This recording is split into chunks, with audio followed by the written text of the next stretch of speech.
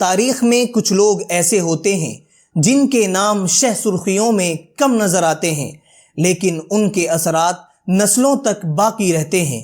ایک یتیم بچہ جس نے 4 سال کی عمر میں اپنے والد کے سائے کو کھو دیا، ایک طالب علم جس نے علم دین کی دنیا میں ایسی کامیابیاں حاصل کی کہ اساتذہ بھی اس پر فخر کرنے لگے، اور ایک استاذ جس نے علم دین کی خدمت کے لیے اپنی پوری زندگی وقف کر دی۔ آخر کون تھا یہ شخص؟ آئیے جانتے ہیں حضرت مولانا ریاست علی ظفر بجنوری رحمۃ اللہ علیہ کی حیرت انگیز داستان۔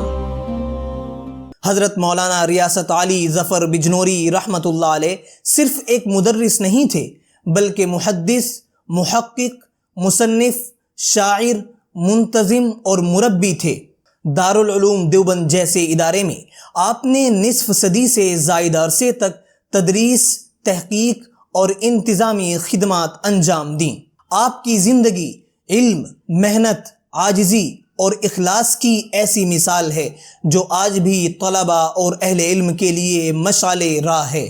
حضرت مولانا ریاست علی ظفر بجنوری رحمۃ اللہ علیہ کی ولادت شہر علی گڑھ کے محلہ حکیم سرائے میں 28 محرم 1359 ہجری مطابق 9 مارچ 1940 عیسوی کو ہوئی۔ آپ کے والد منشی فراست علی صاحب تدریس کے شعبے سے وابستہ تھے۔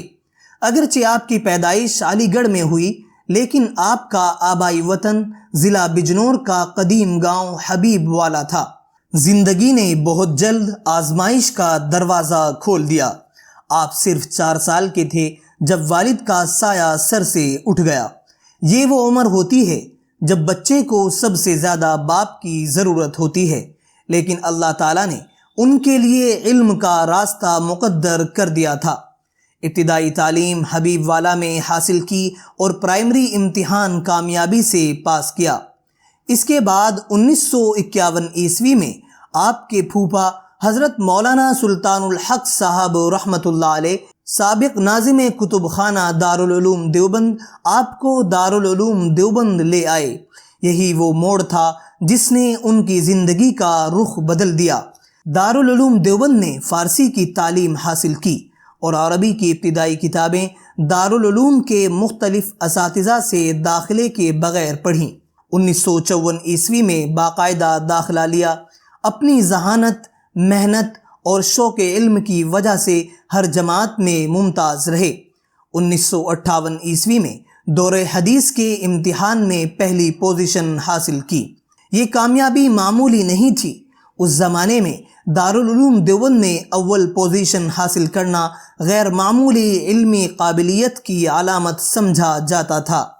طالب علمی کے دوران ہی جامعہ اردو علی گڑھ سے ادیب کامل کا امتحان بھی اول پوزیشن سے پاس کیا اور سر سید گولڈ میڈل حاصل کیا۔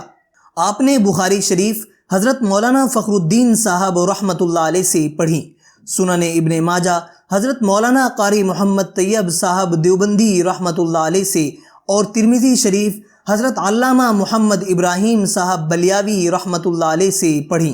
تعلیم مکمل ہونے کے بعد آپ نے علم کے سفر کو ختم ہونے نہیں دیا۔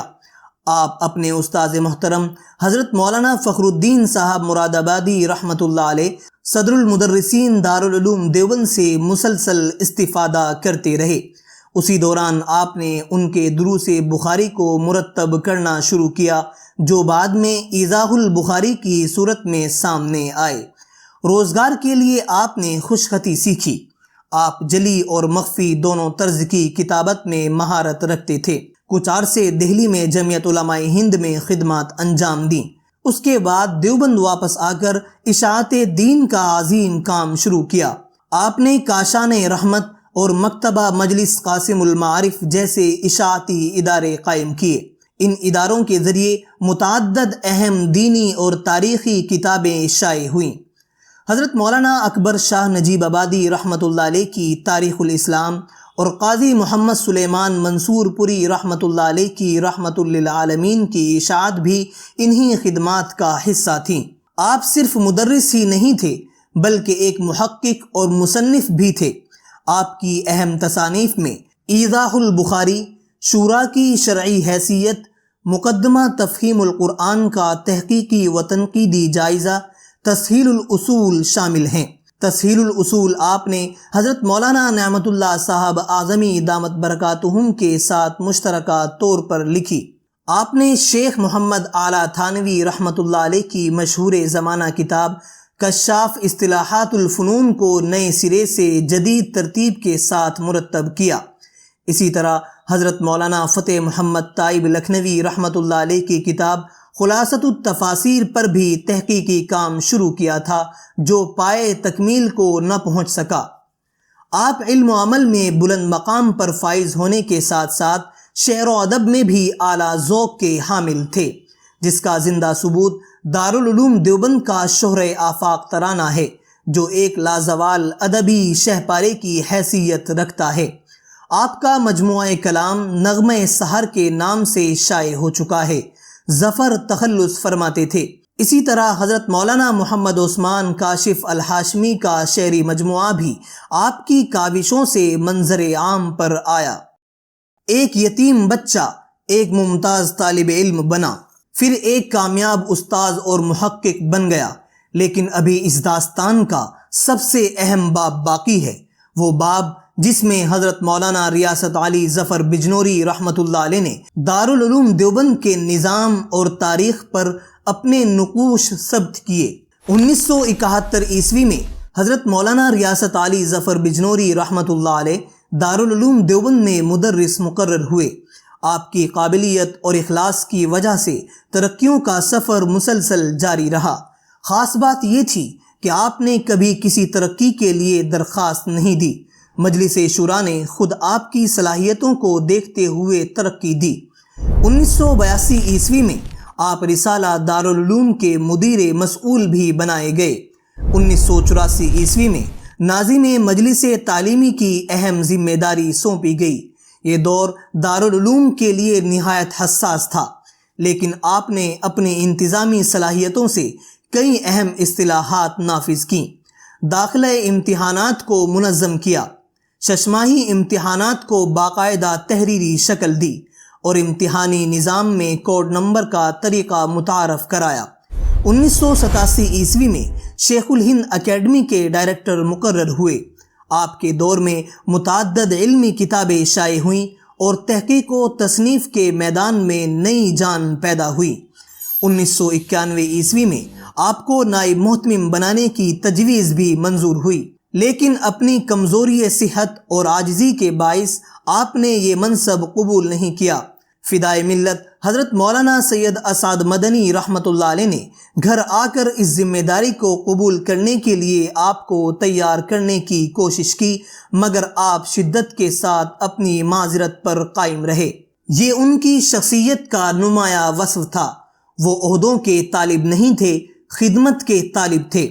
آپ نے عربی اول سے دور حدیث تک تمام کتابیں پڑھائیں۔ دور حدیث میں ابن ماجہ کا سبق آپ سے متعلق رہا، جو طلباء کے درمیان بے حد مقبول ہوا۔ بالآخر 23 شعبان 1438 ہجری مطابق 20 مئی 2017 عیسوی کو یہ عظیم عالم، محقق اور معلم اس دنیا سے رخصت ہو گئے۔ انا للہ و انا الیہ راجعون۔ حضرت مولانا ریاست علی ظفر بجنوری رحمۃ اللہ علیہ کی زندگی ہمیں کئی سبق دیتی ہے۔ یہ سبق کہ مشکلات کامیابی کی راہ میں رکاوٹ نہیں بنتے۔ یہ سبق کہ اخلاص کے ساتھ کیا گیا کام ہمیشہ باقی رہتا ہے، اور یہ سبق کہ حقیقی عظمت شہرت میں نہیں بلکہ خدمت میں ہوتی ہے۔ آپ نے اپنی پوری زندگی علم دین کی خدمت، طلباء کی تربیت اور امت کی رہنمائی کے لیے وقف کر دی۔ آج بھی ان کی تصانیف، ان کے شاگرد اور ان کی خدمات ان کے لیے صدقہ جاریہ ہیں۔ آسماں تیری لحد پر شبنم افشانی کرے، سبزۂ نورستہ اس گھر کی نگہبانی کرے۔ اگر آپ کو یہ ڈاکومنٹری پسند آئی ہو تو ویڈیو کو لائک کیجئے، شیئر کیجئے اور ہمارے چینل کو سبسکرائب کرنا نہ بھولیں۔ کمنٹ میں ضرور بتائیں کہ حضرت مولانا ریاست علی ظفر بجنوری رحمۃ اللہ علیہ کی زندگی کا کون سا پہلو آپ کو سب سے زیادہ متاثر کر گیا۔